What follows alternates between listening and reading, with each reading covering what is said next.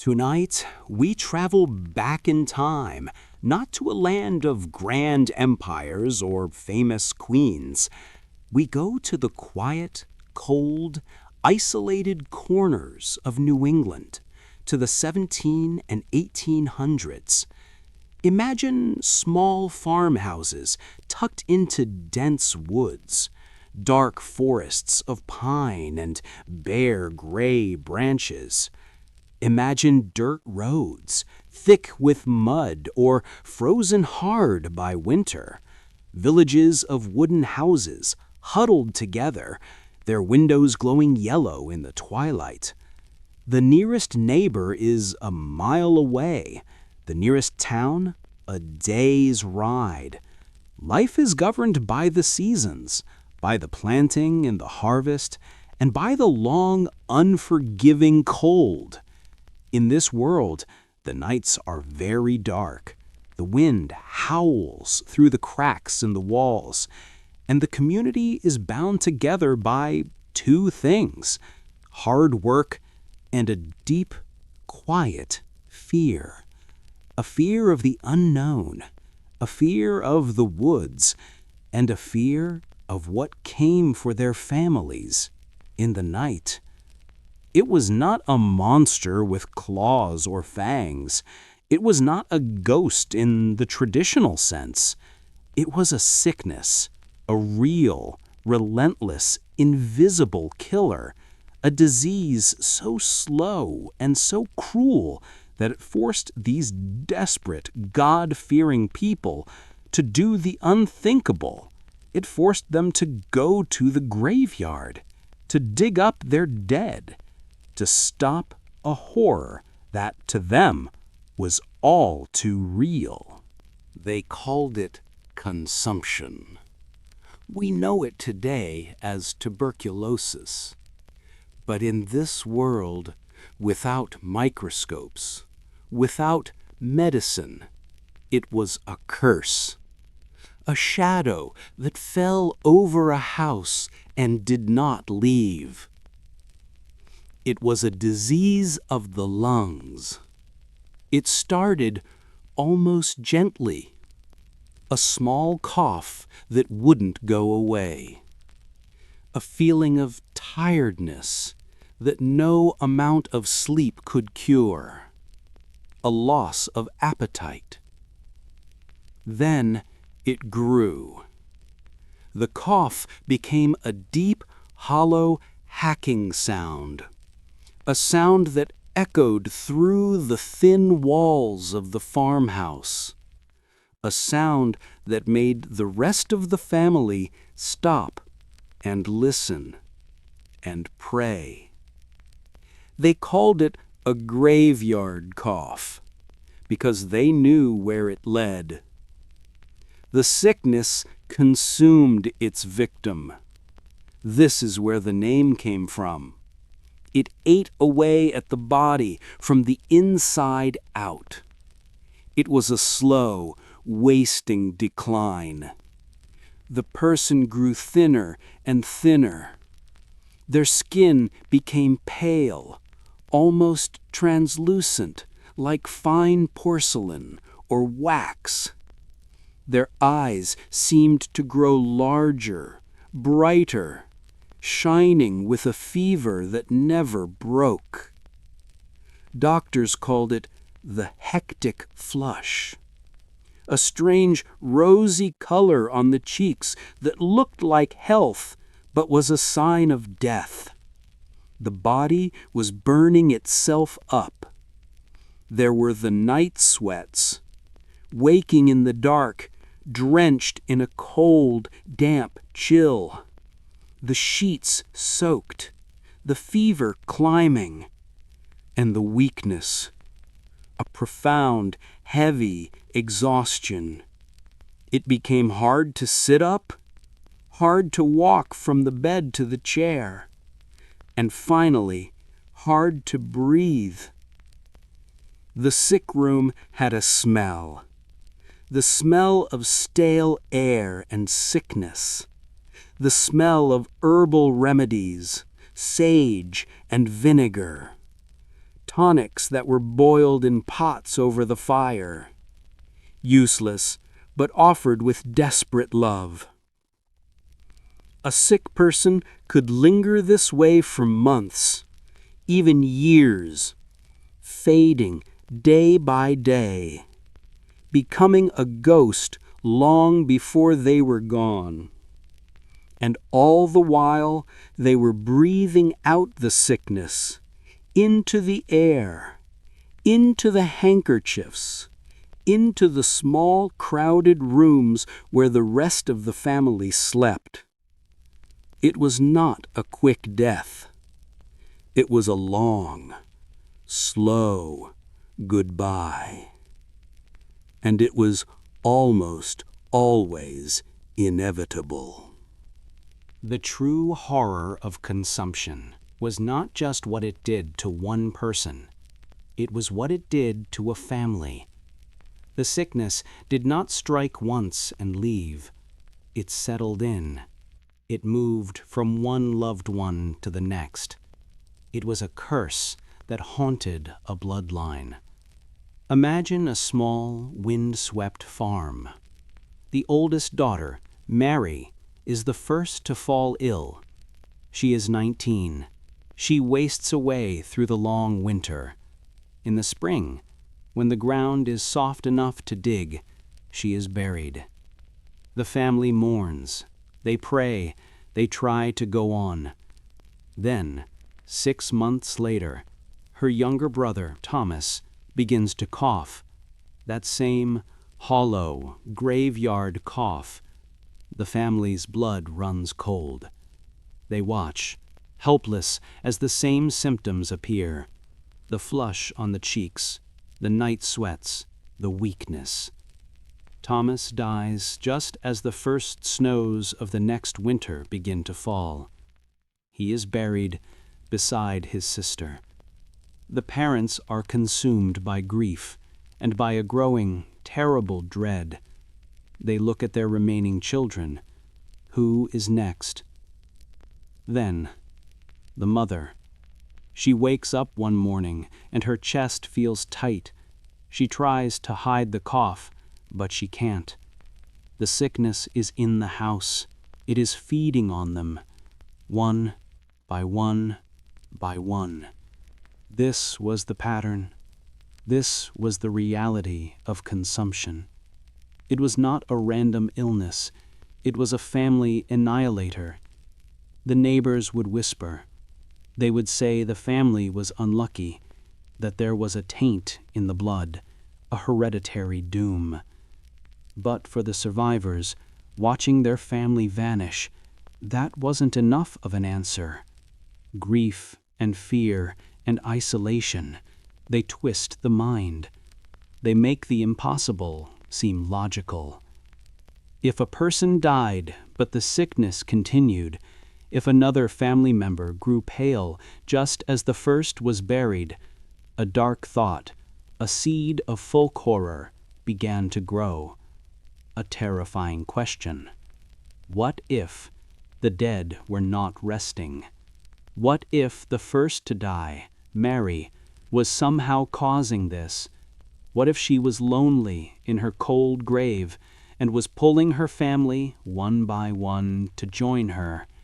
No, it was worse than that. What if she was feeding, draining the life from her brother, from her mother, to sustain some awful half-life beneath the earth? The sicker the living became, the more intact the dead would remain in their grave. This was the logic of desperation.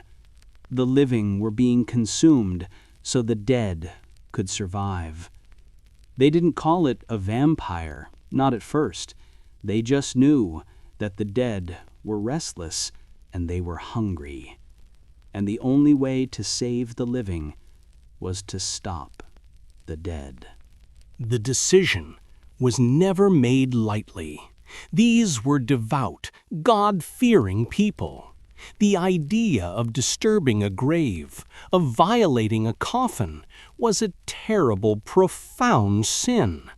To disturb the dead was to risk one's own immortal soul. But the fear for the living became greater than the respect for the dead. The sound of a new cough from another child, that sound was louder than any sermon. When prayer failed, and the doctors, with their useless tonics, had shaken their heads and left, what was left?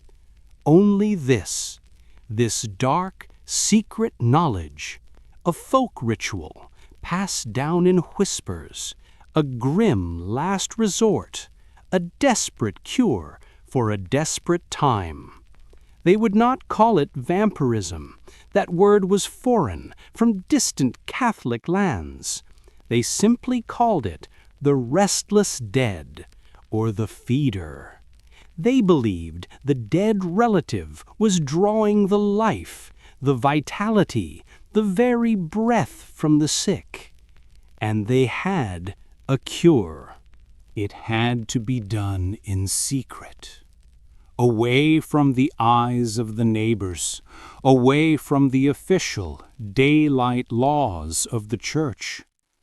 The family would gather, usually the father, his eldest remaining sons, sometimes a trusted neighbor, or a town elder, even, on rare occasion, a reluctant pastor. They would gather in the frozen silence of the graveyard. It was always night. The moon, a cold white eye, watching through the bare branches. They carried shovels, pickaxes, and a single shielded lantern. The lantern cast huge dancing shadows that looked like other men digging beside them. They had to know which grave. They always knew. It was the first one, the first child to die, the first wife, the one who started the chain, the one who was still feeding. There would be a prayer, a choked, whispered prayer for forgiveness, and then the work would begin. The sound was the worst part. The scrape of the shovel on the frozen dirt, the thud of the pickaxe breaking the frost, a sound like breaking bones. It echoed in the dead quiet of the night. It sounded like a betrayal. They dug for hours. The cold bit at their faces. Their knuckles were raw, but they did not stop. The air grew thick with the smell of damp earth and with fear, with dread, with what if. Then a hollow, dull thud, the shovel hitting the wooden coffin. The men would freeze, their breath pluming in the air. This was the final moment, the last chance to turn back. No one ever did. The sickness was waiting for them back at the house. They would clear the last of the dirt. Ropes were looped under the box. They heaved and pulled, grunting in the cold, until the simple pine box was out of the grave, resting on the frozen ground under the pale moonlight. They would take their pry bars, the sound of nails screeching as they were pulled from the wood. The lid was lifted, and they held the lantern over the edge to see what lay inside. This was the test. This was the moment that would confirm their fears. They were looking for a sign. If they opened the coffin and found what they expected, a clean skeleton, the flesh gone, the body returned to dust, they would weep with relief. It meant the dead person was innocent. It meant the curse was just a tragedy, a terrible, natural tragedy. They would rebury their loved one and go home, hopeless. That was the sleep of the righteous dead. But if the dead were restless, if they were guilty, the coffin would reveal a horror, a body that looked incorrupt, the skin pale but not gone, the cheeks still holding that awful hectic flush. The body might be bloated, full, plump, as if it had been feeding. Sometimes, they said, the hair and fingernails had grown. Sometimes the body had moved, shifted in its coffin, as if it had been uncomfortable. That was a sign. Then came the second test, the final proof. If the body was full, it meant the organs, especially the heart and the lungs, would still be full. Full of blood. Their blood. The blood of the living. The blood of their sick children. Then they would take a knife. One of the farmers, the father, would lean over the coffin, and he would cut open the chest of his own dead child, his own dead wife. And if the heart was full of dark, liquid blood, they would recoil in horror. They had found it, the cause, the monster. It was not their daughter. It was a monster. In reality, this was all the tragic, natural process of decomposition. A body buried in cold, wet New England soil in a sealed or semi-sealed box decomposes very slowly. The cold acts as a preservative. The hectic flush was simply the last state of the body, now preserved. The bloating was from the natural gases of decay. That pressure could force blood, liquid blood, up from the lungs and into the heart, making it seem full. The pressure could also push the hair out slightly, or make the body shift or groan. We know this now, but they didn't. They saw a monster, a body still full of the life it had stolen, and in their terror they knew they had to destroy it. Once the heart was cut, once the blood was found, there was no turning back. The men, their hands stained, their souls heavy, knew they had one last thing to do. They had to perform the final cure. There were different methods, different traditions whispered in different towns. Sometimes the cure was simple. They would just turn the body over, roll it face down in the coffin. The logic was the logic of a nightmare. If the body was face down, it could only dig deeper. It could not look up. It could not see its family. It could not find its way back to the living. They would nail the coffin shut and bury it face down, hoping, praying that this would be enough. Sometimes, though, rarely in New England, they would drive a stake through the heart, a piece of sharpened wood, pinning the monster to the bottom of its box, to fix it in place so it could never rise. But the most common cure, the most desperate, the most terrible, was the cure by fire. They had the heart, the organ, still full of stolen life.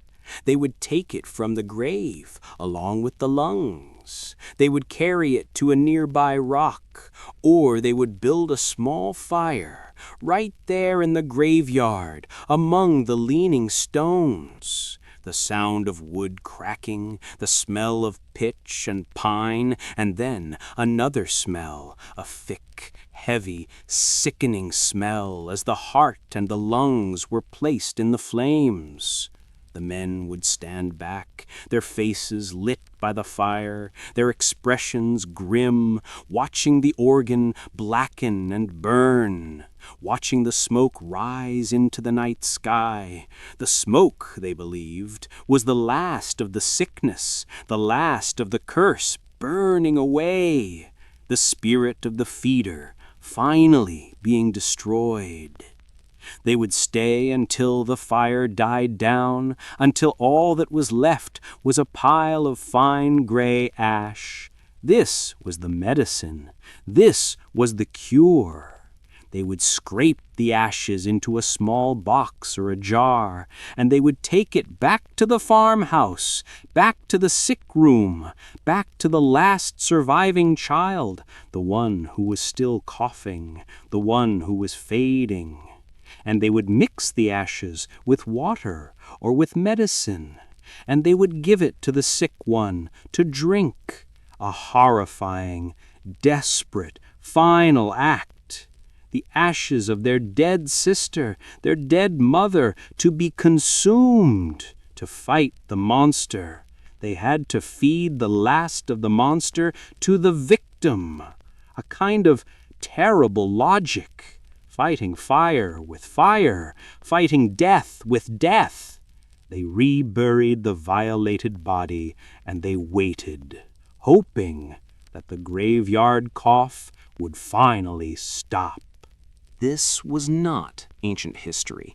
This was not the Dark Ages. These rituals happened again and again through the 1700s and into the 1800s. The most famous and most tragic case happened in 1892 in Exeter, Rhode Island. The family was the Brown family. The father was George Brown, a simple, quiet farmer. His wife, Mary, had died of consumption. Then his eldest daughter, Mary Olive, died of the same wasting sickness. The family was marked. His son Edwin was the next to fall ill. George Brown, desperate, sent him away. He sent him to Colorado Springs, hoping the clean, dry mountain air would save him. It didn't. Edwin returned home to Rhode Island, worse than ever. He returned home to die. While Edwin lay in his bed, wasting away, his sister, Mercy Lena Brown, she was 19 years old. She fell sick, but her sickness was fast. She was consumed in just a few months. She died in January of 1892. She was buried in the town's cemetery in the frozen winter ground. Now, there were only two left, the father, George, and his dying son, Edwin. Edwin grew weaker. He was coughing up blood. He told his father he was having visions, nightmares. He said that Mercy, his dead sister, was coming to him in the night. She would sit on his chest. He couldn't breathe. She was, he said, trying to kill him. The neighbors heard this. The whispers started again. The sickness had taken 3. Now it was taking the 4th. It was Mercy. She was the feeder. She had always been unnatural. The neighbors went to George Brown. They told him, "You must do something. You must dig her up. You must stop her." George Brown was a modern man. He was heartbroken and tired. He told them it was superstitious nonsense. He refused. But his son was dying in the next room. The neighbors, the village elders, they pressured him. Day after day, It is the only way. It is your only chance to save your son." Finally, his will broke. He gave his permission. He could not bear to go himself, but he told them, "Do what you must." On March 17th, 1892, a group of men, including a doctor, Dr. Harold Metcalf, and a reporter from the Providence Journal, went to the cemetery. The doctor was there to prove it was nonsense. The reporter was there for a story. The farmers were there for a cure. They dug up the mother, Mary. She was bones. They dug up the daughter, Mary Olive. She was bones. The righteous, peaceful dead. Then they dug up Mercy. She had been buried for 2 months in the dead of winter in a crypt above ground that was frozen solid. They opened her coffin, and the men cried out. Dr. Metcalf would later write that he was shocked. Mercy Brown looked alive. The cold had preserved her perfectly. Her skin was intact. Her cheeks still had color. Her hair was perfect. And when the doctor pressed his finger to her chest, the body was not stiff. It was pliable. They did the final test. They cut her open. Her heart and her lungs were full of dark, liquid blood. To the doctor, this was natural. It was the cold. It was the lack of decomposition. But to the terrified farmers, this was the proof. This was the monster. They cut out her heart and her lungs. They carried them to a nearby rock wall, and there they built a fire. They burned Mercy's heart until it was nothing but ash. They took the ashes, mixed them with water, and gave them to Edwin Brown. He drank it. 2 months later, Edwin Brown died. The cure had failed. But the story of the last vampire of New England, was about to be told to the world. The story of Mercy Brown did not stay in Exeter.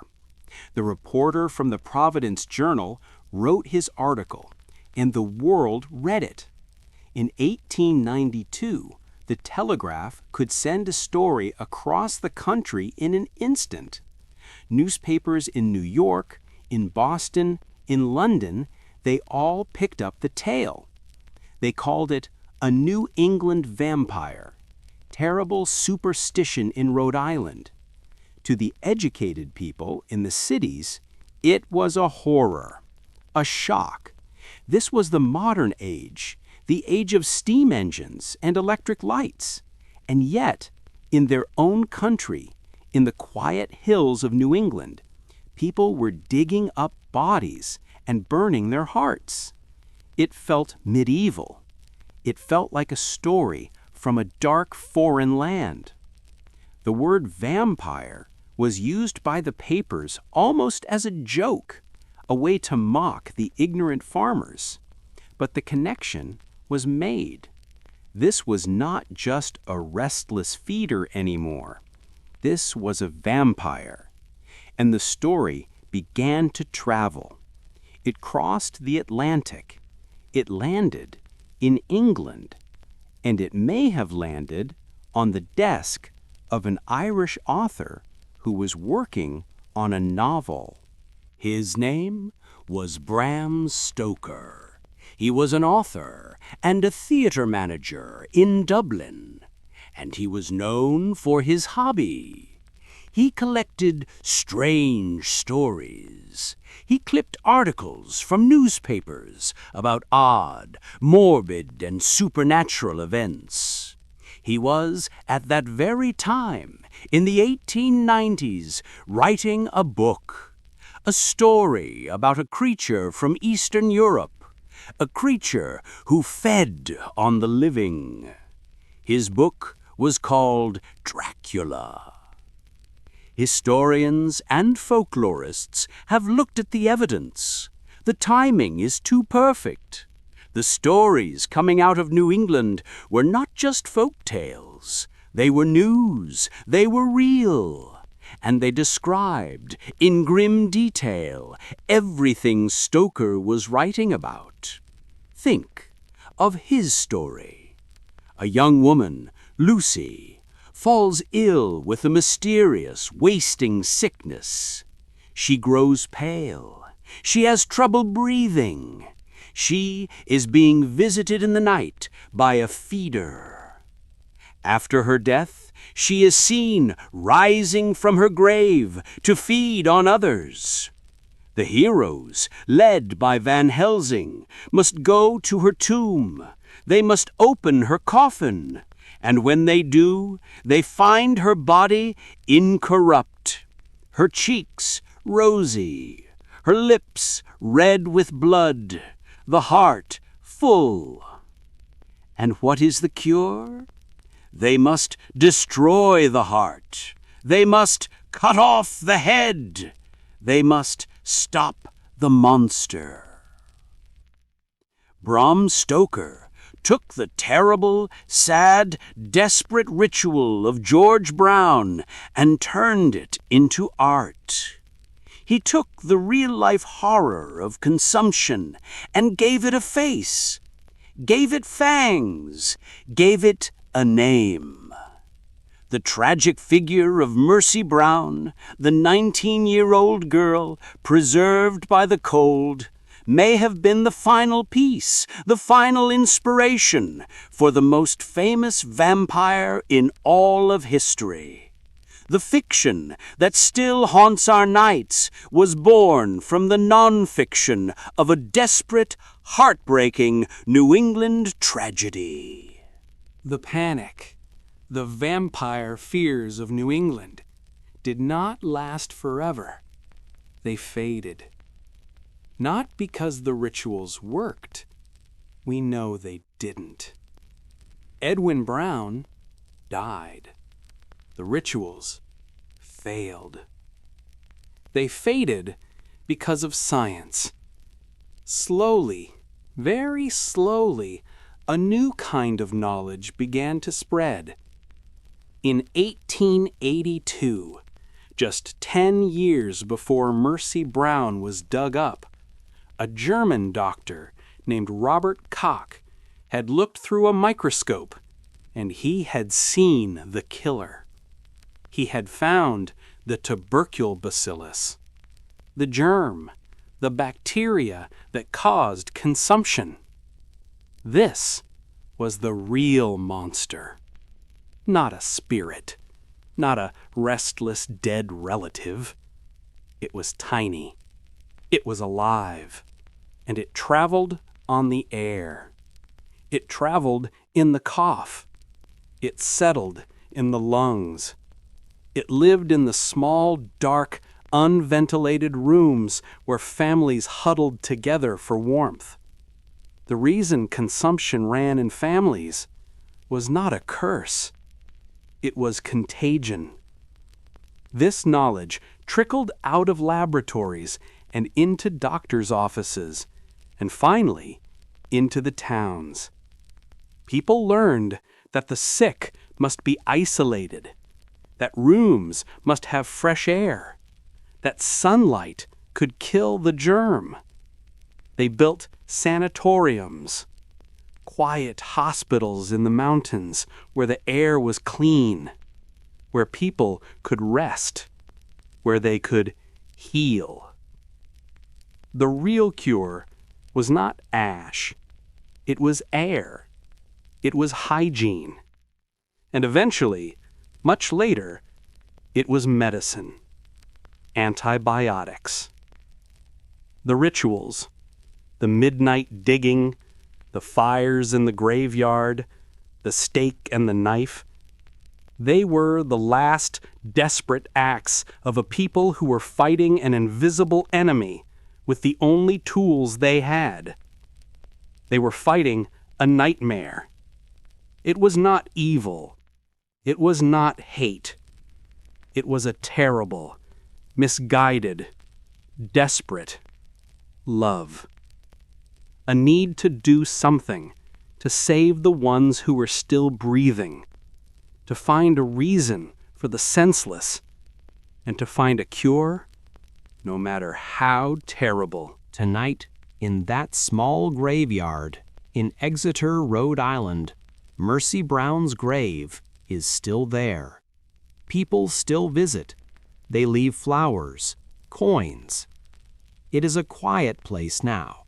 The fear is gone. The consumption is cured. All that is left is the wind and the story. The sad, strange human story of how far we will go to fight the dark.